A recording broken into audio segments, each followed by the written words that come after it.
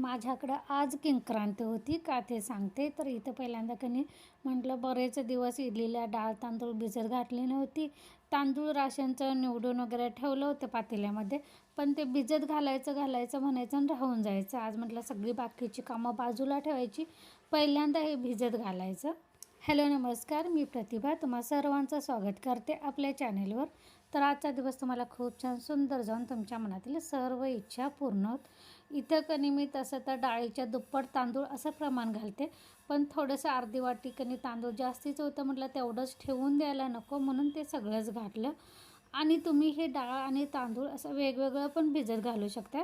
म्हणजे मी पण पहिल्यांदा असंच करायची, पण नंतर माझं कसं लक्षात आलं की आता आपण मिक्सरला बारीक करताना दोन्ही एकत्र करूनच बारीक करते, म्हणून म्हटलं मग भिजत घालताना एकत्र घातलं तर काय होतं. त्यावेळेपासून मी दोन्ही डाळ तांदूळ असं एकत्रच घालते मोठ्या भांड्यामध्ये. 1-2 वेळा स्वच्छ पाण्यानं धुवून घ्यायचं आणि त्या डाळ तांदळाच्या वर जाईल इथंपर्यंत पाणी घालायचं आणि झाकण ठेवून द्यायचं. म्हणजे आज सकाळी भिजत घातलं संध्याकाळपर्यंत असं भिजवायचं. त्यानंतर संध्याकाळी थोडंसं पाणी वगैरे घालून वाटण करून ठेवायचं, म्हणजे दुसऱ्या दिवशी सकाळी आपल्याला बनवायला बरं पडतं. ते भिजत घातलं. त्यानंतर म्हटलं भात लावायचा होता, पण तांदूळ मी डायरेक्ट डब्यामध्येच ओतून ठेवलेलं आहे, म्हणजे निवडून ठेवलेलं नाही. त्यामुळे प्रत्येक वेळी मला खडे तर शक्यतो असे नसतात, कारण मिलवर काढलेलं असतात. तरी पण ते काळे तांदूळ जरा कुठं दिसते ना, ते खड्यासारखंच वाटतं. आणि तरी पण असा हात फिरून मी पाकडून घेतेच. तर इथं तांदूळ पाकडून धुवून एका बाजूला भात लावलेला आहे आणि दुसऱ्या बाजूला इथं मी मिठातलं मटण शिजवत घातलेलं आहे. तसं तर सकाळी मी उठल्या पहिल्यांदा रात्री ओटा धुतला नव्हता, त्यामुळे सकाळी सगळ्या शेगड्यावरचं साहित्य वगैरे बाहेर काढलं. सगळा ओटा साबणानं घासून धुवून घेतलेला. तरी पण काय झालं, सकाळी मी चिकनचा पुलाव केला होता नीलच्या डब्यासाठी गडबडीनं. त्याला डबा पण होईल आणि सगळ्यांना नाश्ता पण होईल. त्यामुळे थोडंफार कट्ट्यावर सगळं असं कचरा पडला होता खरकट, ते म्हटलं पुसून घ्यायचं, म्हणजे दुसरी कामं करायला असं फ्रेश वाटते. तर मी रात्री चिकन मॅरिनेट करून ठेवलं होतं, कारण सकाळी मॅरिनेट करून कधी वेळ ठेवायचं त्यानंतर कधी करायचं, मग ते मॅरिनेट होणार नाही. डायरेक्टच मला ते फोडणीला टाकावं लागणार आणि सकाळी एवढ्या लवकर मला म्हणजे 8:15ला डबा लागते.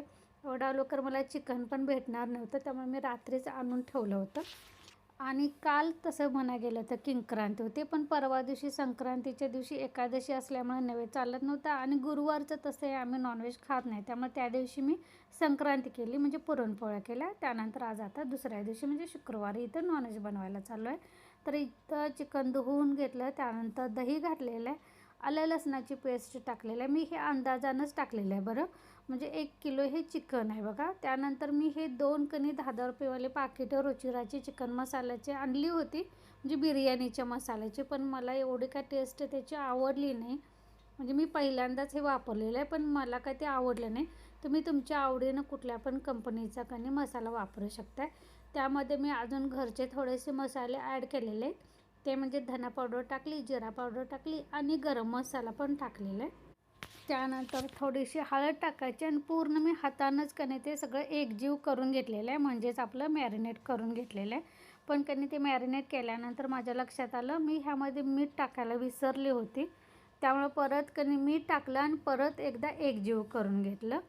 तर हे बघा अशा पद्धतीने. त्यानंतर मी झाकण ठेवून रात्रभर मी फ्रीजमध्ये ठेवलं होतं, कारण बाहेर ठेवल्यानंतर आणि म्हटलं दुसऱ्या दिवशी खराब झालं तर, म्हणून मी असंच फ्रीजमध्ये रात्रभर ठेवलं. चांगलं असं मूर्त चव पण चांगली आलेली, पण हे मसाला एवढा का मला ते असं खमंगपणा वाटला नाही. तर इथं परत आपण सकाळच्या रुटीनकडे येऊया. सकाळी ओटा घासताना मी साहित्य खाली ठेवलेलं ते भरायचं होतं. तसं तर मी इथं मसाला वगैरे बनवून घेतलेला आहे, फक्त आता फोडणीला टाकायचं आहे. पण ते वर मटण मिठातलं शिजते तोपर्यंत एका बाजूला मी बिर्याणी म्हणू शकणार नाही, पुलाव म्हटलं तरी चालेल, म्हणजे पुलाव म्हणा बिर्याणी म्हणला काहीही म्हणा, ते फोडणीला टाकलेलं मी घरच्या तांदळाचंच आपला केलेलं आहे. कारण सकाळी एकदा तेवढाच जरासा केला होता, माझा तो काळा कुकर आहे ते, आणि आता हे मोठ्या कुकरमध्ये टाकलेलं आहे. पण त्यामध्ये पण गडबडीच्या नादानं माझ्या दारात पुदिना होता तो टाकायला विसरली, कोथिंबीर होती ते पण टाकायला विसरले मी. नंतर माझ्या लक्षात आलं. तर इथं वर ते गॅसवर होईतोपर्यंत म्हणलं खाली थोडासा पसारा पडलेला, म्हणजे साखर वगैरे भरून ठेवायची होती, ती डब्यामध्ये भरून ठेवली. चटणी पण बरणीतली संपलेली, तशी तर माझी वर्षभराची चटणी पण संपत आले. 1.5 महिना कसा तरी जाईल. त्यानंतर मला नवीन बनवायला लागते का काय माहीत. तर ते सगळं भरून ठेवलं आणि उरलेली चटणी लॅपटॉपवर ठेवून दिली, कारण माझ्याकडे चिनी मातीची बरणी नाही आहे, म्हणजे होती ती खराब झाली. त्यामुळे मी तसंच प्लॅस्टिकच्या कॅरीबॅगमध्ये वर ठेवली. प्लॅस्टिकची कॅरीबॅग मी कधी घालून त्यामध्ये आपलं ते पोतं असतं ना त्यामध्ये घालते, पण म्हटलं थोडीशी आहे आता ते नको. तीळ संक्रांतीच्या घारीच्या वेळी मी काढले होते, पण ते घरचे तीळ असल्यामुळे थोडेसे मला खडे वगैरे बघायचे होते म्हणून बाहेर ठेवले होते. पण म्हटलं कामातनं सवड मिळेल त्यावेळी आपण ते निवडायला घेऊया, तोपर्यंत भरणीत भरून ठेवायचं, कारण पसारा तसाच दिसत होता. म्हणून ते सगळं भरून ठेवलं. त्यानंतर इथं मी टेम्पो आमच्या दारात येतो तिथे मी कधी कांदे घेतले होते 100ला 6 का 7 किलो. पण ते कांदे कधी ओले असल्यामुळं असं कुजत आलेत आणि त्याला असं हिरवं पण असं उगवायला चालू होतं. म्हटलं चांगले चांगले कांदे भरून ठेवायचे, थोडेसे खराब वाटतात ते कांदे बाजूला ठेवले. तसं पण मला त्याची साल वगैरे काढून ठेवायची होती, कारण एक कांदा कुजका तसाच ठेवला की सगळे कांदे खराब होतात. म्हणून ते खाली बसून ते सगळा खालचा पसारा वगैरे आवरून घेतला. त्यानंतर इथं दुसऱ्या दिवशीची सकाळ आहे, म्हणजे मला आज इडल्या बनवायच्या होत्या, त्यानंतर सांबार बनवायचं होतं, खोबऱ्याची चटणी बनवायची होती, कारण नीलला काय हेच डबा जाणार होता, त्याची सकाळची स्कूल होती. पण तनूसाठी मला अजून चपाती भाजीचा डबा पण बनवायचा होता. काल आठवडी बाजार होता, तर माझं ठरलं होतं की आज सांबार बनवायचा, त्यामुळे मी दुधी भोपळा वगैरे आणला होता. तेवढाच तो दुधी भोपळा ना 20 रुपयाला ती बाई म्हणत होती, तरी पण मी 10 रुपयाला म्हणून कधी आणला. केवढाच आहे बघा, किती महाग झाले ना. तरी पण मला सांबारमध्ये ते दुधी भोपळा घालायचा होता म्हणून मी ते 10 रुपयाचा आणला. त्यानंतर इथं आता उठल्या कधी मी पहिल्यांदा म्हटलं आता इडल्या लावून घ्यायच्या. पहिल्यांदा एका घाण्यात माझ्या 16 इडल्या होतात. लवकरच जरा उठले होते. बाहेर तुम्हाला आता अंधार दिसला असेल, मी लाईट लावूनच काम करत. तसंही सकाळचं कधी अंधार असते तर मला लाईट लावूनच कामं करायला लागतात. तेल वाटीतच एकदमच काढून घेतलं, कारण मला इडलीच्या पात्राला पण लावायचं होतं, त्यानंतर चपाती वगैरे करताना पण लागणार होतं, त्यामुळे एकदाच वाटीत काढून घेतलं. रात्री डाळ तांदूळ बारीक करून त्यामध्ये थोडंसं मीठ आणि खाण्याचा सोडा, सॉरी इथं मैत्रिणीचा फोन आला होता. हां, मी काय सांगायचं ते मीठ आणि खाण्याचा सोडा घालून मी पसरट बुट्टीमध्येच ते पीठ ठेवलेलं, कारण पसरट बुट्टीमध्ये चांगलं फुगते आणि हलकं होतं पीठ. मी तुम्हाला इथं दाखवते बघा, हलकं वजनाला होतं आणि छान इडल्या होत्या. हे पीठ काय करायचं नंतर मग आपल्याला ज्या पातेल्यामध्ये काढून घ्यायचं, त्यात थोडंसं अजून मीठ पाणी पाहिजे असेल तर घालायचं आणि मग ते इडली पात्रात इडल्या बनवून ठेवायच्या. आणि मग जे उरलेलं पीठ आहे की नाही, ते तुम्ही उरलेलं पीठ स्टीलच्या डब्यामध्ये वगैरे घालून फ्रीजमध्ये ठेवू शकता. 2-4 दिवसाचा नाश्ता सहज होते आणि खराब होत नाही. इडलीचं हे पीठ फ्रीजमध्ये ठेवलं तरी अजिबात खराब होत नाही. तर मी ते दुसऱ्या पातेल्यामध्ये काढलं, थोडंसं मीठ अजून मला टाकायला लागलं, त्यानंतर थोडंसं पाणी पण टाकायला लागलं. त्यानंतर म्हटलं पहिल्यांदा हे इडलीचं पात्र, कारण हे 15 मिनिट असं ठेवायला लागते. तसं तर माझं ही इडलीचं जे पात्राचं जे झाकण आहे ना, त्यातून अशी वाफ जाते असं मला वाटते, त्यामुळे मला त्यावर असं वजन ठेवायला लागते. तरी पण मी टायमिंग लावूनच ठेवते. बरोबर 15 मिनिटात माझ्या इडल्या तयार होतात. इडल्या लावल्या त्यानंतर मला ते दुधी भोपळ्याचा साल वगैरे काढून त्याचे तुकडे करून, शेवग्याची शेंग आणली होती त्याचे तुकडे, त्यानंतर मी कांदा आणि टोमॅटो इतकं मला सांबारमध्ये घातलं होतं. तुरीच्या डाळीसोबत मुगाची डाळ पण पाहिजे होती, पण मुगाची डाळ माझ्याकडे संपली होती, त्यामुळे मी फक्त तुरीची डाळ घातली. हे सगळंच एकत्रच मी कुकरला लावलं, कारण मला आज म्हणजे जास्त असं लांबड लावत बसायचं नव्हती, पटापटा आवरायचं होतं त्यामुळं. त्यानंतर ते कुकरला होईतोपर्यंत इथं मी खोबऱ्याची चटणी पण बनवून घेतली लगेच. आणि इथं आता मी सांबार फोडणीला टाकते, म्हणजे तेल टाकलं, त्यानंतर जिरं मोहरी वगैरे टाकली, त्यानंतर आपलं तिखट टाकलं, त्यानंतर कुकरला हे शिजवलं होतं. कुकरला गार करायला म्हणजे ते शिट्टीतल्या वाफ जायला पण माझ्याकडे वेळ नव्हता, वेळ होणार होता, कारण एकट्याने सगळं पटापटा आवरायचं आणि त्याच टायमिंगला मला हे 7:15ला तरी मला हे आवरायचं होतं. त्यामुळे मी ते झाकणाची शिट्टीचं तसंच जबरदस्तीनं वाफ घालवली. त्यानंतर सांबार पण लगेचच फोडणीला देऊन घेतलं.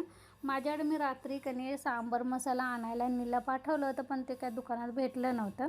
मला वाटलेलं की आता मला घरातच वाटण करायला लागते का काय माहीत, पण ते भेटायला नाही. ते एक बरं झालं, कारण माझ्याकडे फ्रीजमध्ये जुना सांबार मसाल्याचं पाकिट शिल्लकच होतं आणि माझं ते लक्षातच नव्हतं. तर ते मी आता फ्रीज उघडताना मला सकाळी ते दिसलं, त्यामुळे तो आता सांबार मसाला घातला. त्यानंतर आपली घरची चटणी मीठ हळद घालून सांबार डायरेक्टच फोडणीला दिलं.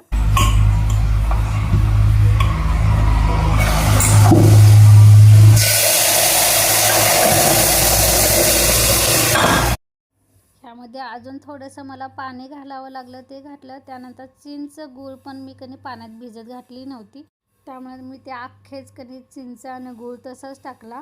म्हणजे त्यात आता चिंचुका असतील तर ते आता कोणाच्या दाताखाली आलं तर ते काढून टाकतील, कारण मला ते कोळ करायला पण तेवढं आणि गडबडीच्या नादानं मी ते मगाशी भिजत घालायला पाहिजे होतं, पण ते माझ्या लक्षात नाही आलं. तर तोपर्यंत माझा एक इडलीचा घाणा झाला होता, तो गार करत ठेवला. त्यानंतर नीलचा डबा भरला, त्यानंतर त्याचा चहा वगैरे देऊन त्याला पाठवलं आणि परत एकदा लगेचच घाणा लावला, कारण तनूसाठी पण मला तो नाश्ता बनवायचा होता. त्यानंतर मी त्याला भाजी आणि चपाती द्यायची होती. म्हटलं तर भाजी गडबडीनं काय करत बसणार, म्हणून मी अंड्याची बुर्जी केली आणि चपाती केली. म्हणजे अंड्याची बुर्जीसोबत चपाती घेऊन गेला आणि नाश्ता इथेच खाऊन गेला. तर इथं सकाळ सकाळी अण्णाने गावाकडून भाजीपाला वगैरे पण पाठवला होता, तर तो आलेला आहे. मी तुम्हाला दाखवते. केळी थोडीशी डझनभर पिकलेली असेल आणि थोडीशी कच्ची आहेत, तर ती पोरांसाठी द्यायचं होतं म्हणून सकाळ सकाळी आले होते. आणि इथं चुलत सासूबाईंनी त्यांच्या शेतातली मेथीची भाजी दिली होती.